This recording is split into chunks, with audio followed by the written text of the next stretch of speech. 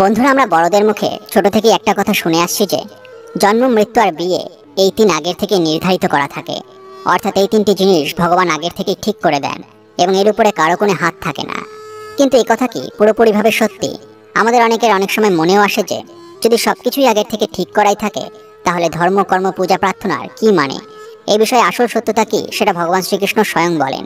তাহলে চলুন দেরি না করে জেনে নেওয়া যাক ভগবান শ্রীকৃষ্ণের এক পরম ভক্তের কথা, যার কুষ্ঠিতে মৃত্যু দোষ ছিল, যার চিকিৎসা করতে গিয়ে ডাক্তার বলে দিয়েছিল তার বাঁচার আর কোনো সম্ভাবনা নেই।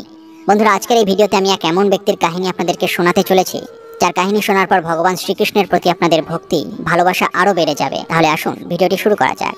কলকাতার ভিআইপি নগরের বাসিন্দা সুবীর বাবু। আজ তার বয়স 82 বছর।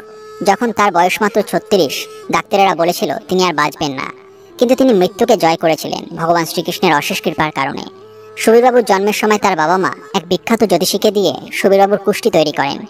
জ্যোতিষী সেই কুষ্টি তৈরি করতে গিয়ে সুবীরবাবুর মা বাবাকে জানিয়েছিল 34 থেকে 38 বছরের মধ্যে সুবীরবাবুর জীবনে মৃত্যুর ফাড়া আসবে, যা কাটিয়ে ওঠা প্রায় অসম্ভব হয়ে উঠবে। সুবীরবাবুর মা বাবা তখন নিজের সন্তানের কুষ্টিতে মৃত্যুদোষ দেখে প্রচণ্ড ভয় পেয়ে গেছিল, কিন্তু তারা সুবীরবাবুকে এই কথা কখনো জানাননি। এদিকে ভগবান শ্রীকৃষ্ণের প্রতি সুবীরবাবুর ভক্তি ছিল বাল্যকাল থেকেই। যখন তিনি প্রথমবার নিজের বাবা মায়ের সঙ্গে বৃন্দাবন যান তখন তার বয়স মাত্র 7 বছর। বৃন্দাবনে তার পরিবার এক সিদ্ধ সাধকের দর্শন লাভ করে, যিনি তাদের বলেছিলেন অনেক পুণ্যকর্মের কারণে অবশেষে মানবজনিতে জন্ম হয়।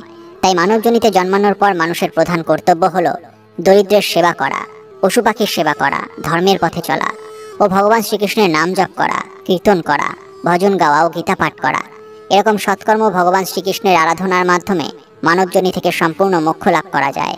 অর্থাৎ মৃত্যুর পরে জন্ম মৃত্যুর বন্ধন থেকে চিরকালের জন্য মুক্তি পাওয়া যায়। এই কথাগুলো বালক সুবীরের হৃদয়ে ঘর করে নিয়েছিল। বৃন্দাবন থেকে ফিরে সে নিয়মিত ঘরে ঠাকুর ঘরে বসে মায়ের সঙ্গে ভগবান শ্রীকৃষ্ণের পূজা করত। তার বাবা তাকে গীতা পাঠ করে শোনাতো, আর সে নিয়মিত ভগবান শ্রীকৃষ্ণের নাম জপ করত। তারপর সে বেড়ে ওঠার সাথে সাথে নিজেই গীতা পাঠ করা শুরু করে। মন্দিরে যাওয়া, পূজা দেওয়া, ভগবান শ্রীকৃষ্ণের ভজন কীর্তন শোনা, ভিক্ষুকদের অন্নদান করা তার দৈনন্দিন জীবনের প্রধান কর্তব্য হয়ে ওঠে। তারপর 27 বছর বয়সে সুবীরবাবু প্রথম চেষ্টাতেই ইন্ডিয়ান ডিফেন্স অ্যাকাউন্ট ডিপার্টমেন্টে চাকরি পান। এই খবর পাওয়া মাত্রই তার মা বাবা বুঝতে পারেন ভগবান শ্রীকৃষ্ণের আশীর্বাদে তার ছেলেই চাকরি পেয়েছেন। এত বড় দায়িত্ব পাওয়া সত্ত্বেও সুবীরবাবু রোজ সকালে স্নান করে শুদ্ধ পোশাক পরে নিয়মিত মন্দিরে যেতেন, দরিদ্র সেবা করতেন এবং রোজ অফিসে নিজের দায়িত্ব পালন করার আগে গীতা পাঠ করতেন। ভগবান শ্রীকৃষ্ণের প্রতি তার এমন ভক্তি দেখে তার সহকর্মীরা সবাই মুগ্ধ হয়েছিলেন। বছরে একবার ছুটি নিয়ে মা বাবার সঙ্গে তিনি অবশ্যই বৃন্দাবন যেতেন, ভগবান শ্রীকৃষ্ণের পূজা দিতেন, ভজন কীর্তন শুনতেন এবং সে সিদ্ধ সাধকের সঙ্গে দেখা করে তার মুখে ভগবান শ্রীকৃষ্ণের লীলা কাহিনী শুনতেন। এত বড় চাকরি পাওয়া সত্ত্বেও তিনি জীবনে কখনো লোভ করেননি। তার যখন 32 বছর বয়স, তিনি নিয়মিত ঠাকুর ঘরের পূজা দেওয়া শুরু করেন। তার মা বাবার তখন একটু বয়স হয়েছে, তাই তিনি তাদের গীতা পাঠ করে শোনাতেন। তার কিছুদিন পর সুবীরবাবু বিবাহ বন্ধনে আবদ্ধ হলেন। তিনি এক কৃষ্ণভক্ত নারীকে বিবাহ করেছিলেন। এরপর সুখে শান্তিতে আরও 4 বছর কাটানোর পরে একদিন মধ্যরাতে তিনি খুব অসুস্থ বোধ করতে লাগলেন। তার অসুস্থতা যখন খুব বেড়ে যায় তখন তার মা বাবা ও স্ত্রী কিছুই বুঝে উঠতে পারছিলেন না। তখন হঠাৎ সুবীরবাবুর মা বাবার মনে পড়ল যে সেই কুষ্ঠিতে লেখা মৃত্যুদোষের কথা। তাই তারা খুব ভয় পেয়ে গেলেন এবং ভগবান শ্রীকৃষ্ণের নাম জপ করতে শুরু করলেন। ভগবানের নাম জপ করা মাত্রই তার দুশ্চিন্তা কেটে গেল, মাথায় একটা বুদ্ধি এলো। তখন সুবীরবাবু বাবা ফোর্টিস হাসপাতালে ফোন করে অ্যাম্বুলেন্স ডাকলেন।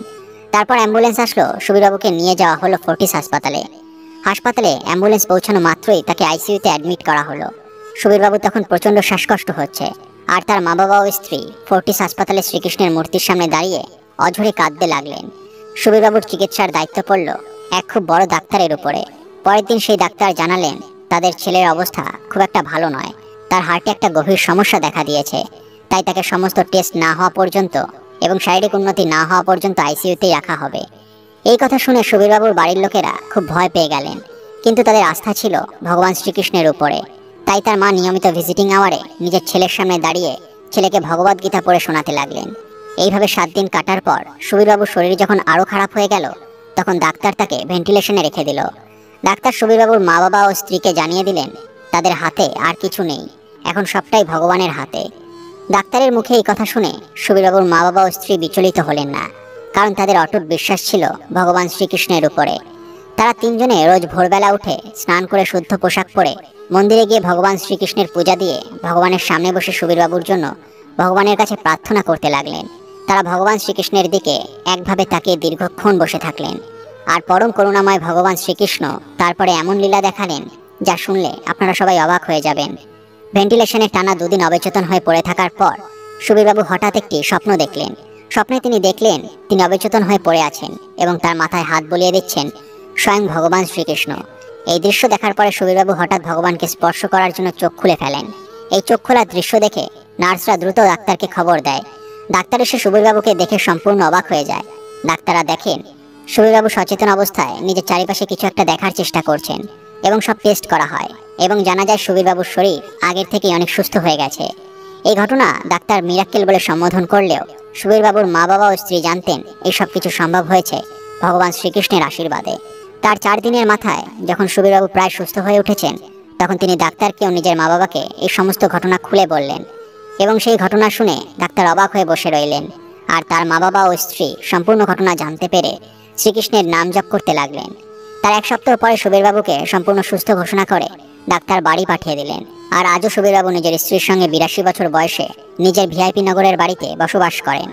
বন্ধুরা সর্বদা মনে রাখবেন, নিয়মিত শুদ্ধ মনে ভগবান শ্রীকৃষ্ণের নাম জপ করলে, ভগবানের কীর্তন বা ভজন শুনলে, কবিতা পাঠ করলে, গীতা পাঠ করলে ব্যক্তির জীবন থেকে নানান বাধাবিঘ্ন দূর হয়ে যায়, ব্যক্তির আর্থিক উন্নতির পথ প্রশস্ত হয়, এমনকি কেটে যায় মৃত্যু ভয় পর্যন্ত। তাই নিয়মিত ভগবান শ্রীকৃষ্ণের নাম জপ ও গীতা পাঠ অবশ্যই করবেন এবং সময় পেলে অবশ্যই ভগবান শ্রীকৃষ্ণের লীলা কাহিনী শ্রবণ করবেন। এবার চলুন কিছু অনুপ্রেরণামূলক উক্তি শুনে নেওয়া যাক। নিজেকে নিয়ন্ত্রণ করো, তারপরে অন্যকে অনুশাসন করো। নিজে নিয়ন্ত্রিত হলে অন্যকেও নিয়ন্ত্রণ করতে পারবে। নিজেকে নিয়ন্ত্রণ করাই কঠিন। যে দেশে গুণের সমাদর নেই সে দেশে গুণী জন্মাতে পারে না। বন্ধুরা ভিডিওটি দেখে যদি ভালো লাগে তাহলে অবশ্যই একটি লাইক করবেন এবং সবাইকে শেয়ার করবেন যাতে তারাও ভিডিওটি দেখে উপকৃত হয়। সবাই ভালো থাকুন, সুস্থ থাকুন এবং মনের বশে নয়, মনকে নিজের বশে রাখুন। ধন্যবাদ।